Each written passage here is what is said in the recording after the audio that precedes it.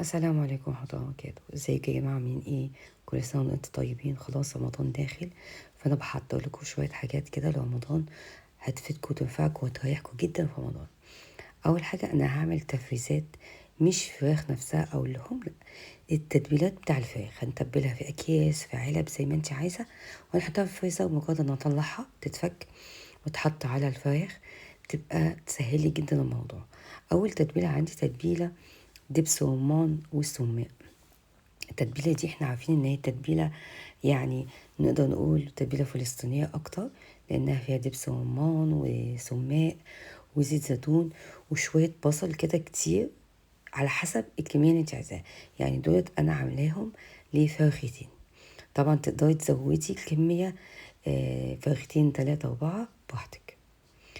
ولازم نطلع من الكيس، نطلع منه الهواء كويس ونبططه كده، بحيث انه يبقى سهل في التخزين، وفي نفس الوقت سهل لما اطلعه يفك عندي بسهولة.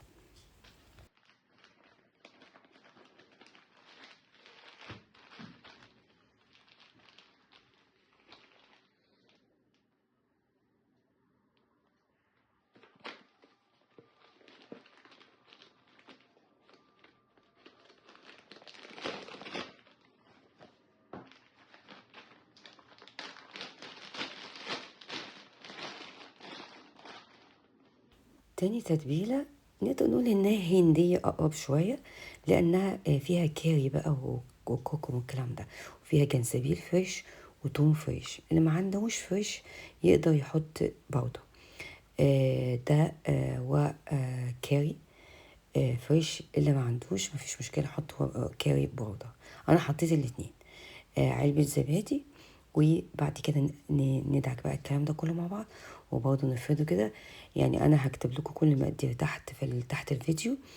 كل ده لفرخة واحدة. لو انت عايزة طبعا تضاعفي فرختين 3 4 هتحطي تضاعفي المقادير.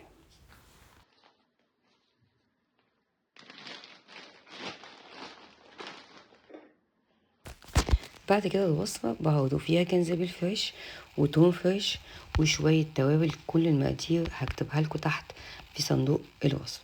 صويا صوص، كاتشب، ودي جماعة معلقة كبيرة طحينة.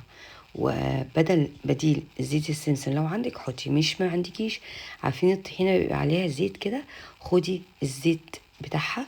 وانا كمان حطيت معلقة سمسم كبيرة، يعني جرشتها كده شويه عشان نطلع كل الزيوت اللي فيها. معلقه فلفل او دبس الفلفل الرومي اللي انا كنت عاملاه في الفيديو، اواخر يعني في الاواخر كده. هريسه الفلفل بس مش الحار. دي نقدر نقول اقرب شويه الفراخ الصيني يعني. نقدر نعملها بفراخ كاملة، نقدر نعملها بقطع فراخ فيليه. وده ليه؟ دي انا عاملة التتبيلات دي للفراخ اللي هي قطع يا جماعة، او على بعضيها كاملة يعني، مش المخلية. بعد كده التتبيلة الأخيرة دي تتبيلة إيطالية، كلها بنكهات الزعتر والروزماري والأوريجانو.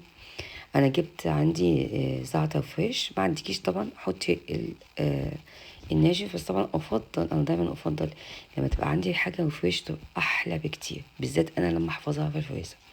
واخد شوية روزماري كده وافرمهم بالسكينة كويس عشان نطلع كل الزيوت والنكهات بتاعتها. نعصر عصرة الليمون حلوة كده، وبعد كده نحط بقية المكونات.